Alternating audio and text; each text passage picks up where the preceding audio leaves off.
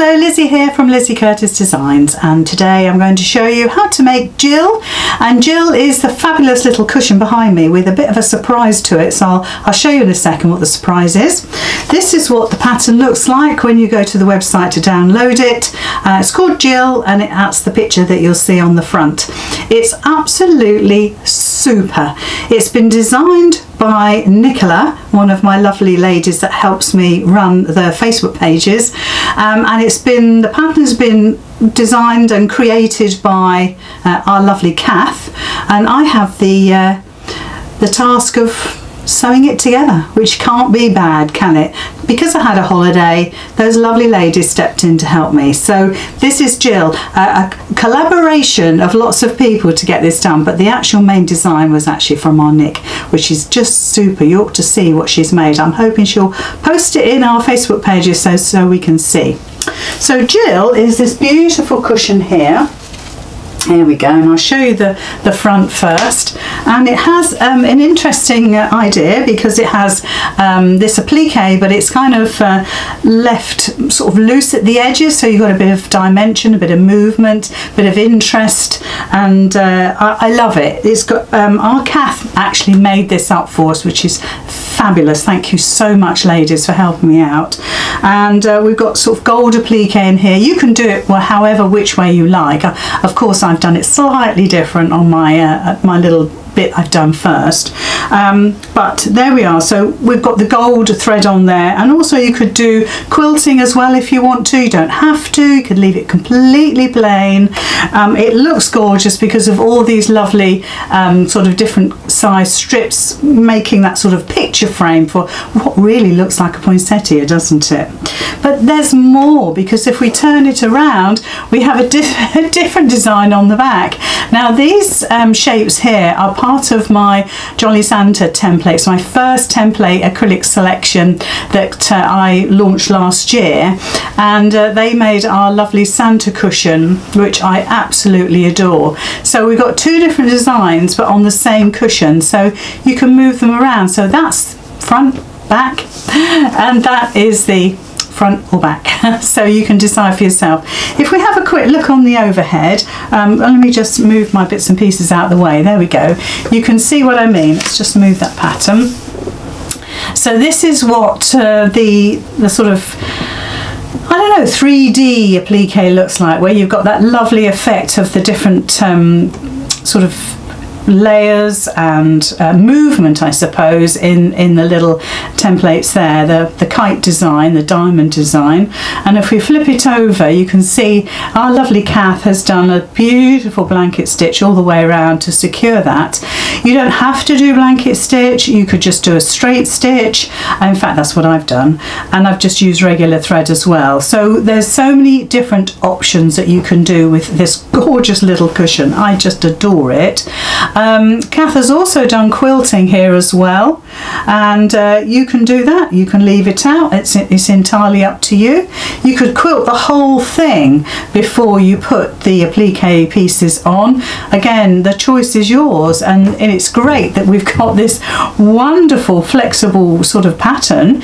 You don't have to use it back and front like we've done. You could just use just one part of it to create a cushion, or indeed if you get the chance to see Nicola's design, she's actually made a table runner using both designs, so that one and this one, to create a table runner. We kind of narrowed it down a little bit for you guys, so you've got this beautiful 14.5-inch cushion. I just adore it. So we better crack on, otherwise we're not going to get this done, are we? So let's just pop it there. So like I say, this is the pattern that you'll see on the website, that's what you're looking for, basically. So there's a couple of things I want to do before we actually do the actual cushion itself, and that is the kite design, the diamond design, however you want to call it. And you're either going to use the paper template that's in your pattern, or you're going to have the acrylic template like I've got here. I've sold hundreds, so you may well have it, in which case that's what you're cutting. You're cutting that one shape, but twice for each of the applique designs. So I've already done that just to save a little bit of time, and I've already prepared. Well, I'll show you what I've prepared. I've prepared 1/2, so that's my half that I've prepared, and I've done the applique, and as you see, I've done no other quilting whatsoever. I've put the I've used H640, you could use H630, which is not quite so thick. You can use whatever you like, you don't have to use any wadding at all, or batting, it depends where you live. So, so this is the one that I've already done. There's not much difference between the two in as much how to put them together.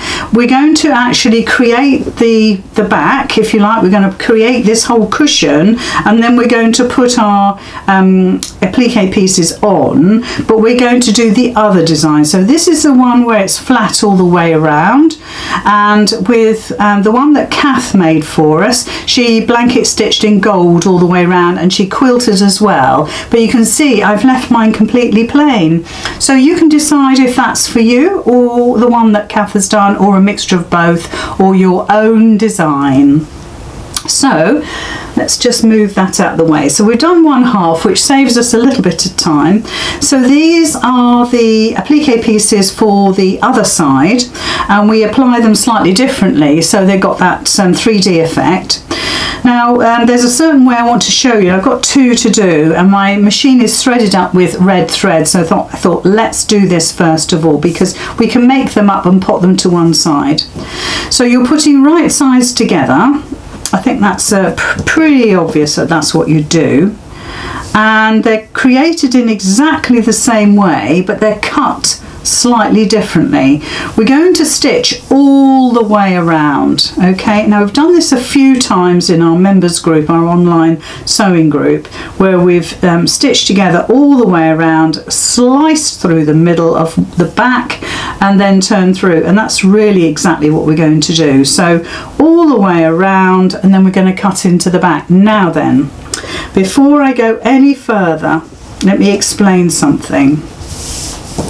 This one, where we're putting the whole piece down as an applique, so you can either do what I've done, or you can do the buttonhole, etc, etc. We can cut right in the centre of the back of these pieces. Okay, it doesn't matter. Or you can do your cross, Kath says in the pattern to cut a cross in the back, or cut a slit, just so you can turn through. And it doesn't matter on these ones where those cuts are. However, this is why I wanted to do this one, because it does matter with these 4 for the next design, because you want the cut to be on that lower half. Can you see? There's lovely pictures in the pattern that you can see, but you want it to be on the lower half to be able to turn that through, because we're only going to stitch just along this part here. When we look at the let me show you on the pattern here, the actual cushion, so you can see we're only going to stitch on that lower half, so we don't want it to be, we don't want this half or the back of that half to be cut in any way, so we cut down here. It'll become clearer as we go along. So let's just pop that back. So I'm going to stitch those together now. We're going to use a 1/4 inch seam allowance, and like I say, I've got my needle on 1/4 inch, so I know exactly where I am, if you like, on the width, because obviously you want these to all be the same. So try and stick to your 1/4 inch, and draw a line if you need to. That's going to help you.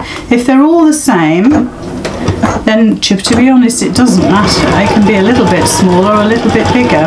Let me just take that pin out. And it's always one stitch more. Whatever you do, it's always one stitch more. And I just literally come back to where I started, and then I do a couple of stitches down just to secure and cut. And while I'm there, I'll stitch the next 2.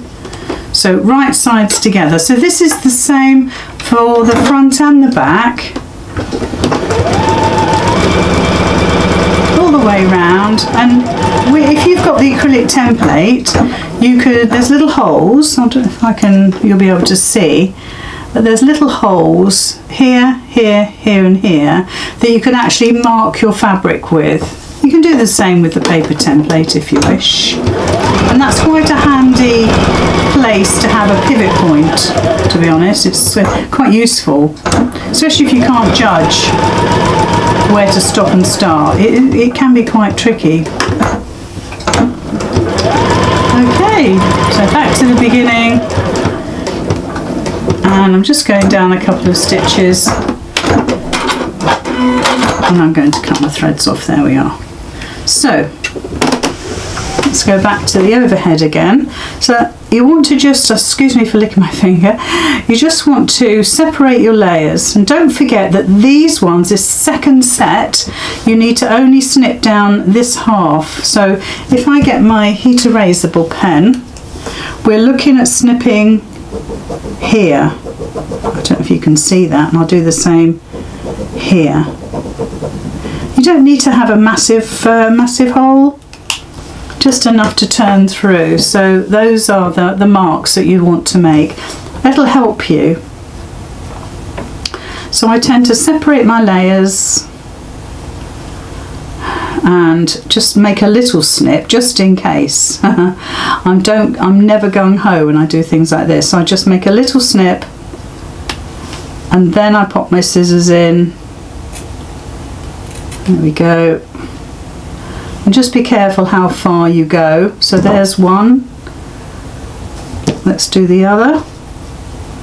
Sorry for licking my fingers. I'm sure you'll do the same when you do this. And just make another little snip. There we go. Super job. And then we're just going to tidy up our points. So with the real pointy end, I haven't snipped across, or obviously you can do. I've just kind of made that seam a little bit smaller. With the other 3 points, I'm just literally trimming off like this. And I want you to be really careful when you turn these through. It'd be so easy to put your pokey tool through the points, so just be careful of those. Okay, let's get rid of the bits, and I'll put my iron on because we need to make sure these are well ironed and looking beautiful. So let's just turn these through. Just find my turning tool. Ah, there it is. I've got a really lovely size 8 knitting needle. It's almost perfect for the job. You want something with a little bit of a point, but on the other hand, you don't want anything that's going to go through the fabric. You don't want anything really blunt, so like a really rounded end, because you'll never get those points out. But you can always use your pokey tool. We'll do that so you can see what that looks like. So just take your time, don't want to rush like I am. Be very, very careful if you're doing what I'm doing now. Just be gentle, gentle, gentle. Pushing those points out. Get right in there. But don't push, push, push. That's going to absolutely go through the fabric. So just be gentle, cajole it. Don't worry about raw edges or anything like that. And all the fraying. Bound to happen if you're putting your fabric under stress. So push this out. Now if you struggle, for instance, that's not behaving itself brilliantly, I don't want to really push it. You could get a really sharp pokey tool or a nice strong needle and just pop it in the fabric and just pull it, but just bring that fabric out, but be very careful. So there's one kite done. You can see it gets a bit raggedy. You can trim that off if you want to. We'll give it an iron in a second, and then we'll do the next one. So let's get it turned through fairly swiftly. So don't forget, 4 of the kites, 4 of the dimes, whatever you want to call them, it doesn't matter where you cut, in the centre is absolutely fine. And then these 4 are different in as much that you want the cut in the lower bottom half. So try to remember it. I mean, at the end of the day, if you make a mistake and you cut them all down the centre, then do both pieces as applique, as full applique, instead of that 3D effect. Well, it's lovely, but maybe if you make another one, you can do that for that one. So just take your time. I never rush these things. Just, that's it. That's lovely. That one's gone really well. But just in case, you can pop your sharp pointed pokey tool into the fabric and just tease it. You don't want to make a hole, you just want to tease it. So that's lovely. So let's give those a press. And so what we want to do is to get the these edges really straight, so just give them a roll and do one edge at a time. So roll that fabric so you've got a nice straight edge. So don't be tempted just to pop your iron on that, because you'll have a curved kite.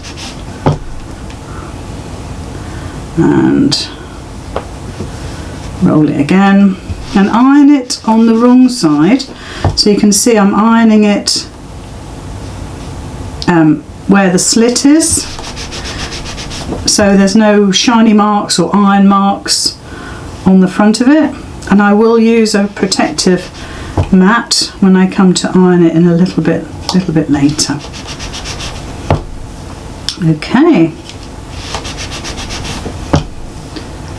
And you could use your best press or your sew flat or whatever means you have of perhaps making these a little bit more robust. A bit of starch. Okay, so that's fabulous. I'll keep my eye on there because we'll want it again in a little while. There we go. Can you turn it down a little bit? So those are my 4 pieces ready for applique, and they look absolutely gorgeous. So the next thing we need to do is to make up the background. So let's remind ourselves. So we're going to be making, ignore the applique pieces there, we're actually going to make this cushion front up with all of these strips, and it just, I think it looks really lovely. Obviously we've done it in Christmas fabrics, but you might want to do it in, I'll leave my iron there. You might want to do it in just your regular summer fabrics. So this is our centre square. Now I've got a fabric that's really hard to tell whether it's right side or wrong side. You probably can't even tell on the camera whether it's right or wrong, but yeah, it's very faint. Anyway, the first thing we're going to do are the strips. So all of the strips are got a letter reference to it, and also it tells you how many you need to cut of each strip, and they should be just right. Okay, they shouldn't be any extra or not enough. They should be just right. I suppose it depends on your cutting, really. Right, I'm going to change the thread in my machine and I'll get back to you shortly. Okay, so now we're ready to sew. We're going to sew the strips onto the centre square, and I'll do a couple and then I'll go away and finish it. Every time you stitch a pair of strips, press. Those seams need to be pressed really well to ensure accuracy with your seams and to make sure all of your pieces fit. So please get your iron out and press each seam every time. It's the pairs, so every time you finish a pair, it really helps. It really does matter when it comes to accuracy. All of the seams on this project are 1/4 of an inch, which is nice and easy to remember, and it's been a really well thought out design. I'm so proud of the ladies that helped me.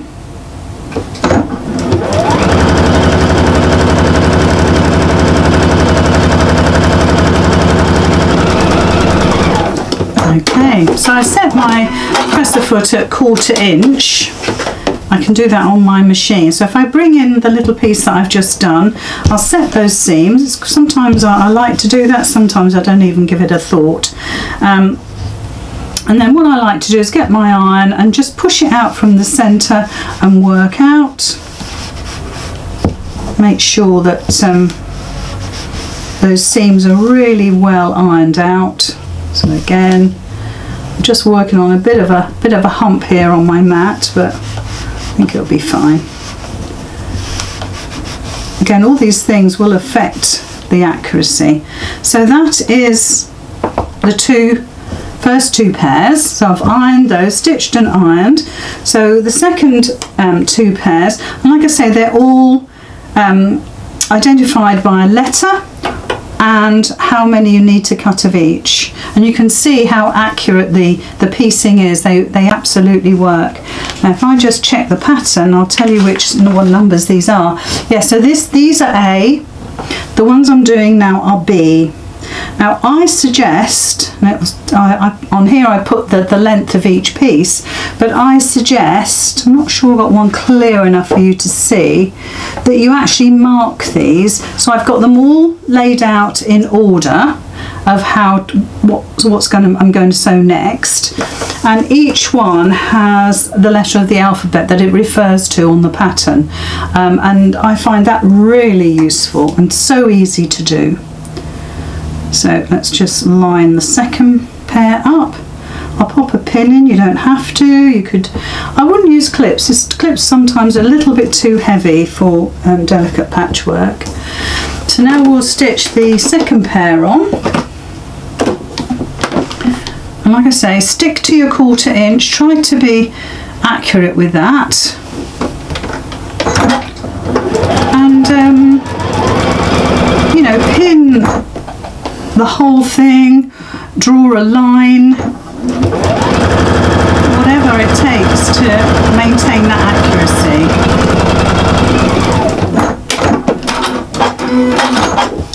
Do the other side. So you're just building up your strips, and that's all it is. Take a little bit of sewing, a little bit of patience, lots of pressing, but it's really worth it. Okay, so let's bring the iron in again. So now we've done the two pairs, let's bring it in so you can see. Again, we'll set those seams, and then I'll take my iron to the centre, push it back, and then just work my way along, and that should give us a lovely, lovely finished effect. The other thing you can do is to use your block to actually flatten that seam even more, and it really works. So if you haven't got it's called a clapper, so if you haven't got a clapper, and I know a lot of my online ladies do have clappers, it really does help to set that seam. The heat is taken into the wood, and it just is beautiful. Lovely finish. Just turn that down a wee bit.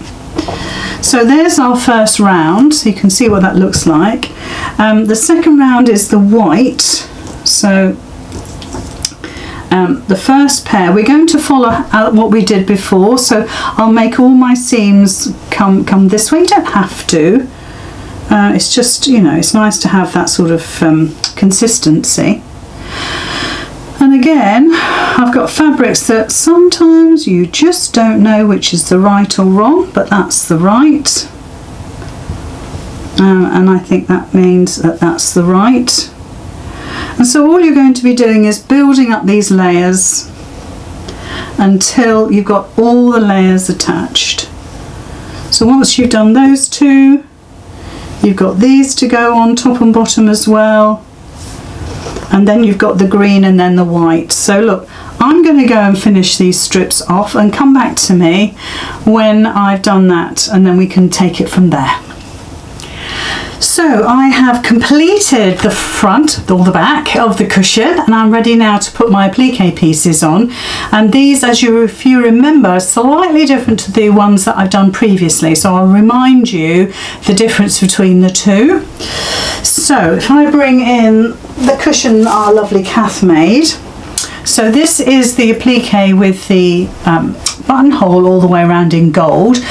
You can do it on with a regular thread, and you don't have to do buttonhole. You can do what I've done, which is just attach them like that, where it's just a 1/4 inch seam just inside of the shape, which I think is quite nice. I've done no quilting on this whatsoever. So that's what Kath has done with the buttonhole, which looks beautiful, and the quilting as well, which again, in that gold, it really lifts it up. But this is the ones we're going to do now. So we're going to place these on the piece we've just finished, and I'm going to mark out my diamond shape. Now, of course, you can use a template to do this with. You can draw it freehand. It's up to you how you apply this and stitch it. You might want to do something extra on the sort of tips here. You might want to attach those down. You could put a gorgeous button actually right in the center, but whatever you do, it's going to look absolutely glorious. So hopefully you can see those diamonds that our lovely Kath has done in the center of those. So that's what we're going to do now. Okay, so you need to find the centre of your piece now, and I've already put my H640 on. You can use H630, you could use regular 80/20, you can use anything you like to back your cushion. You don't have to use anything at all. So look, I'm just making a little crease there. So that's one little bit that I've done, and you can mark it. So if we get our heat erasable, I can put a little line there. Fold it the other way and put a little crease in. Obviously with the wadding there, maybe that's a little difficult, but so you could measure it if you wanted to. That would be good. So then we've got our line like that. Okay, so we've got our centre line, we've got our cross in the centre there. Okay, so now we can get our pieces.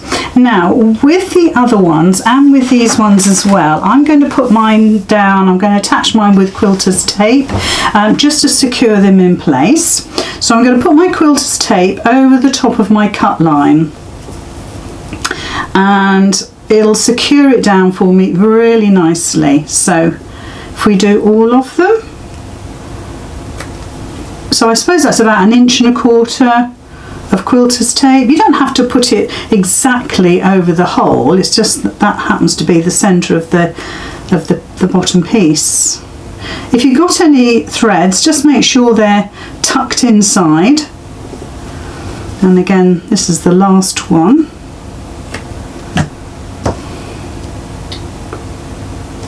Okay. So all we need to do now is to take the backing off. Now you could use couple of little spots of wet glue, or maybe you could use EPP glue, something like that.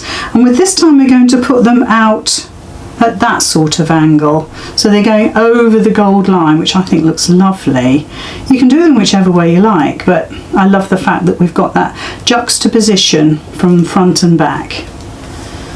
And then just line it up, squidge it down, and I find a hot iron actually really helps that glue to stick, but I always use a protective ironing mat of some sort. I mean that my just a little piece of cotton is fine, but you can buy specialist covers or mats to cover your work so it's protected. It's a good idea if you do. So let's just line that up, try and get those points out. There we go, that looks lovely. And I'm just going to put my piece of fabric over the top and apply my iron. Let that heat go all the way through. And it just helps that glue stick down. So with this piece, I'm going to actually quilt those going all the way through. If we look at the back of the one I did before, there's no quilting whatsoever, and that's how I wanted it, just something slightly different. Okay, so now I'm just going to draw my diamond in. Now obviously you could use a ruler. I think I'm just going to go freehand with it. I'm going to do a rough line, and then I'm going to use my 1/4 inch foot to give me more accuracy. So let's just get that done. We want to try and get them all the same. So you might want to cut yourself a paper template, or maybe you've got an acrylic template you could use. I quite like the fact that we're just drawing these in. You could measure them, make sure all the diamonds are the same. And I'm just using ordinary red thread. I'm not using gold or a metallic thread at all. I know some people's machines, and my other machine I sometimes, very rarely now, but sometimes use, hates metallic thread. But my Juki loves it, but we're just going to use ordinary thread today. Okay. So this will really test your drawing skills. I do suggest a paper template, because you really want them all the same. So there we go. I think I'm happy with that. I think that one's a bit skew. There we are. Yeah, I'm happy with that. If you look on the overhead.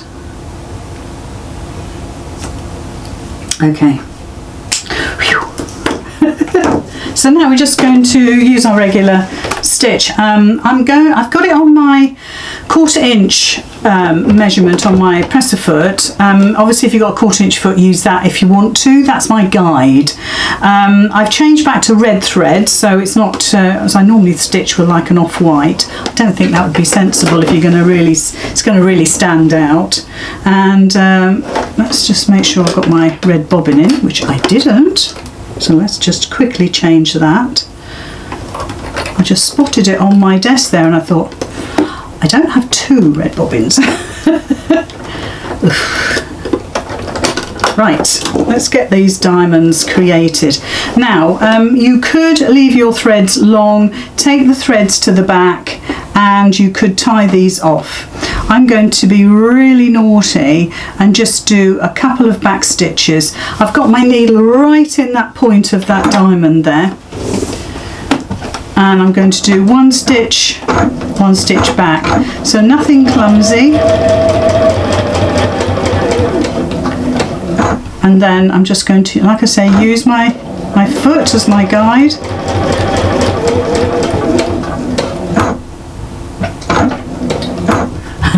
It's always 1 stitch.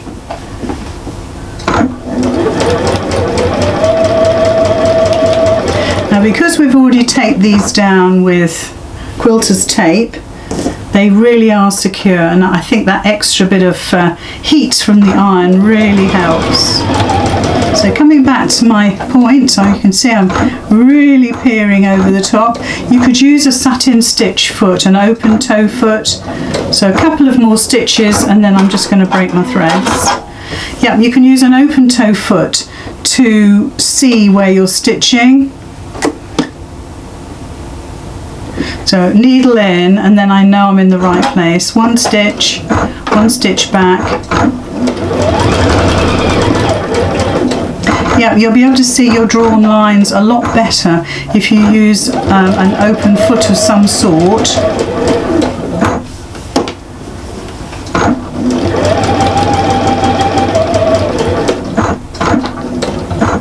And back down.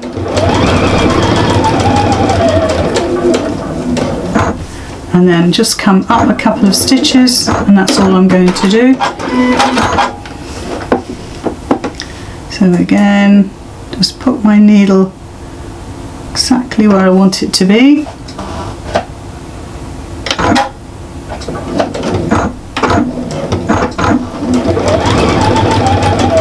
Like I say, you can always take your threads to the back of your work. to secure them.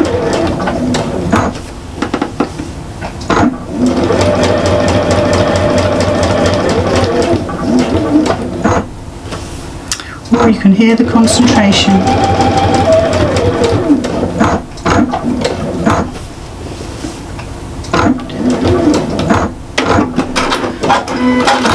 And the last one now. Again, we start off with the needle in. Oh, didn't do my back stitch there.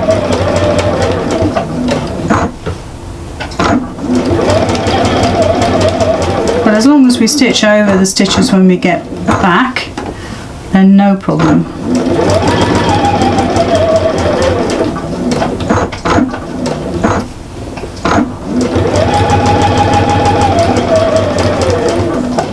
So I'm going to just do 2 or 3 stitches up there just to make sure that's all secure. Okay, so that's our fabulous applique on there. Just give that an iron to get rid of the pen marks, because as soon as you do that, it changes the look of it completely. Because don't forget, we hand drew those diamonds on. So by getting rid of the lines, there we go. Let's get that in the middle so you can see. Oh my goodness me, it looks gorgeous. Absolutely gorgeous. And like I say, I haven't done metallic and I haven't done any quilting other than attaching those applique shapes. Just about to see it. Okay, so that's that bit done. The next thing we need to do is to do the zip. Pretty straightforward, pretty standard. All the measurements of zip and zip tabs are in the pattern. I'm going to change my thread and I'll get back to you. So I've got my zip, which is cut to size as per the pattern. I've got my 2 little squares for my zip tabs. So if we look on the overhead, it's a very simple process. All we're going to do is right sides together over our zip. Well, of course, I've got this fabric that's difficult to see. So let's just line these up. Now you want to try and make sure that your ends are coming together, sorry, your teeth are coming together like that. So if you want to put quilter's tape down just to hold those together, please do. And then we'll put that one over the top, and then we can get a clip and we can hold all those together, and we're going to stitch a quarter of an inch along there. We're going to repeat for the other end. So let's get that done.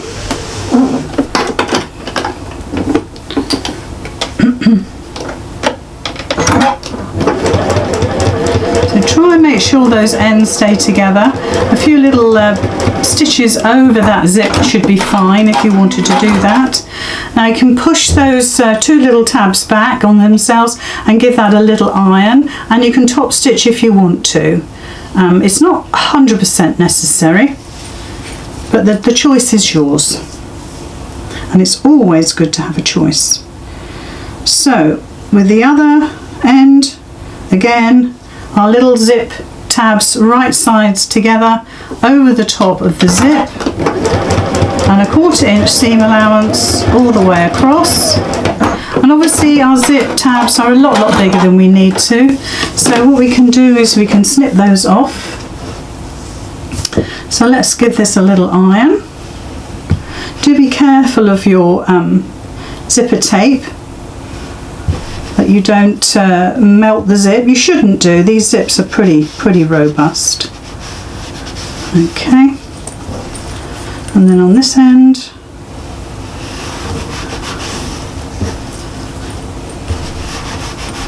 okay, that's lovely. Let's turn that off now. Okay, so there's our zip done, and we can trim those tabs. So just keep it parallel to your zipper tape. I mean, you could cut these off afterwards, you don't have to do it now, but it does help you line this up. Not sure that's the straightest bit of stitching in the world. Well, let's just go with it. Just trim that. Don't know quite where I was when I stitched that, but there we are. So that's both ends done. Really super duper neat. can see, all done. So all we need to do is attach to our project. Now it doesn't matter which side is your zip side, okay, they're all the same, so just choose one and go with it. You need to find the center of your cushion, one of the sides.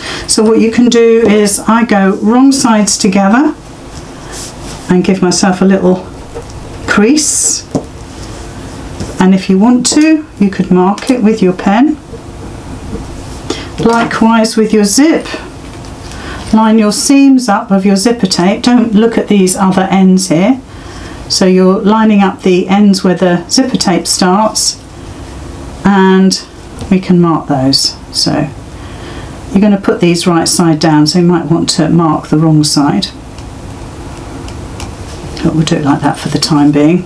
And then just place over the top, point to point, and then you can clip. Now I like to stitch with the teeth of my zip facing up, so my zipper foot has got something to work against, but you can do whichever's comfortable for you.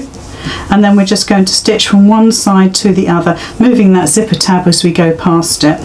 So this is where you want to switch to your zipper foot. Oops, nearly lost my scissors. So pop your zipper foot on, it does make a difference. So let's pop that on. Whichever side I put it on, it's never the right side. Oh, it is this time. So start from the end and start sewing. It's got caught there. There we go. And your sewing machine foot, your zipper foot, will find the edge of your zipper teeth. So we get so far, and then of course you'll hit the zip slider. I can feel it just here, so all I'm going to do is lift this up and move it along. And I often say take your work to the side and then move it. And with this machine it doesn't lift up any, well, it does lift up a little bit more if I do it manually, but you want to have it so you can get that slider past quite nicely. And then just get your raw edges lined up, so your raw edges with the edge of the tape lined up, and just go for it. Oh, you can see all my ends there. Okay, I'll trim those. So all the way down. Lovely. Okay, so that's one half installed, so I'll keep it there on the side view so you can see, and eventually we'll top stitch that. So now what we're going to do is the other side. So because I've already put one side on, I can just line it up with the edges there, so our edges are lined up together, and you'll notice that these match, seam there, seam there. So line that up and then start stitching again. And trust yourself. I mean, you can pin this, you can use the quilter's tape again and glue it all together. It makes a cracking job actually when you do that. Take your time if you're a bit worried about zips. They're actually a lot more friendlier than perhaps you think. And it's such a lovely skill to learn.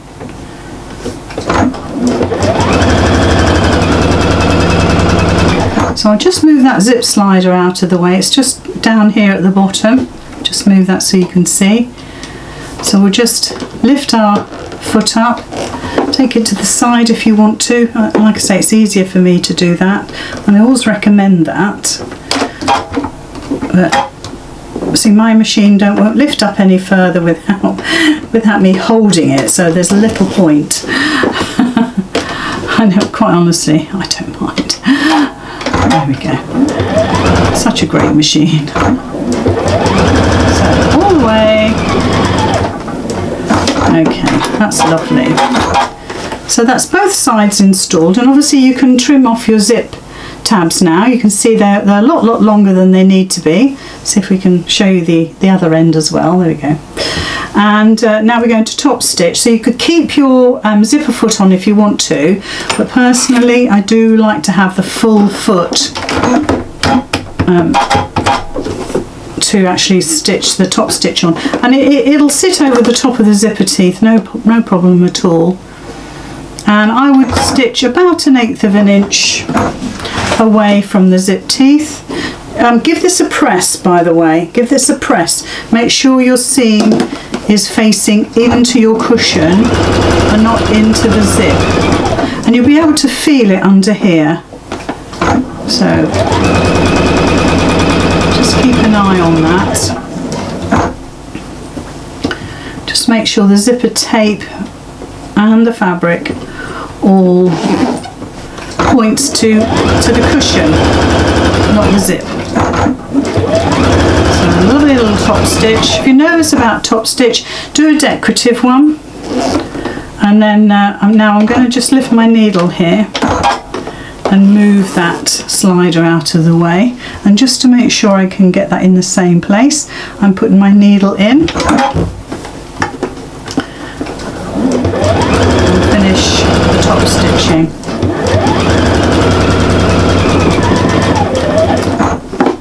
There we go. Let's trim that while we're here. That's it. And then we're going down the other side. Start right at the end. Make sure the tape and the fabric is pointing towards the cushion, so you're pointing this way.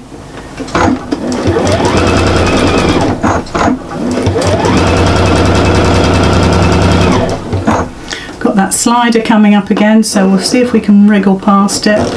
Yeah, no problem, but just make sure, because if you've pressed it, it will be fine.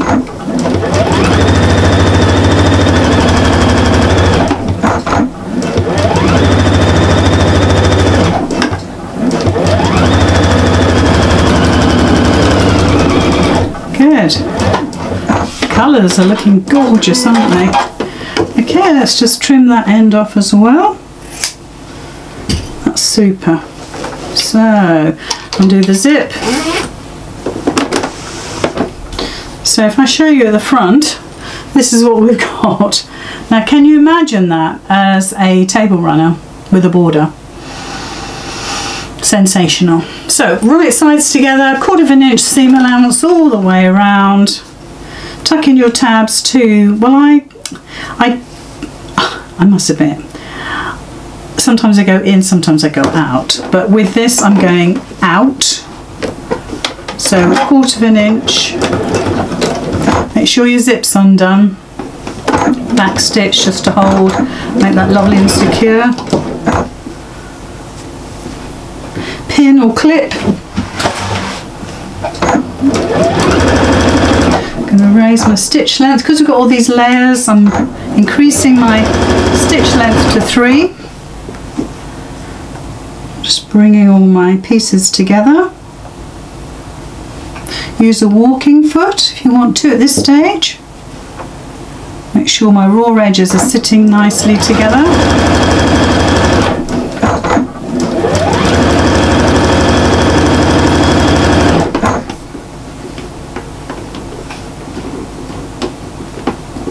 There we go.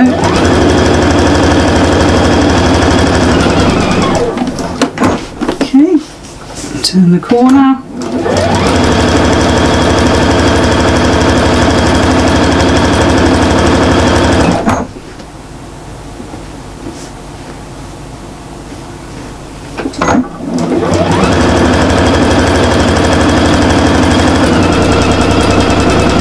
Like I say, walking foot is good.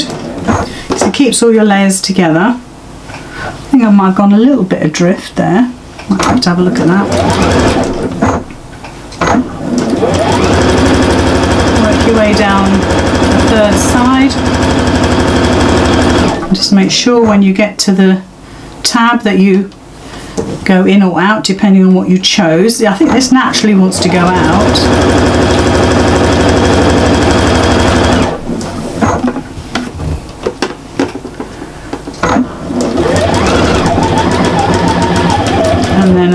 stitch to hold all that nice and strong. So I have stitched all the way around. I've checked my stitching, all is fine. So I'm going to turn it through now. I've also tidied the ends of my threads there. Now I'm not clipping into the corners. I very rarely do with a cushion because I like that extra strength. That really could be a weak point with a cushion, but I'll leave that for you to decide if that's something you want to do.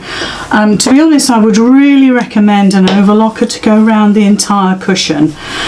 Because they sometimes, you know, with our lovely grandchildren perhaps, or our own children, they can be a little rough with our special cushions. So make sure they're lovely and secure.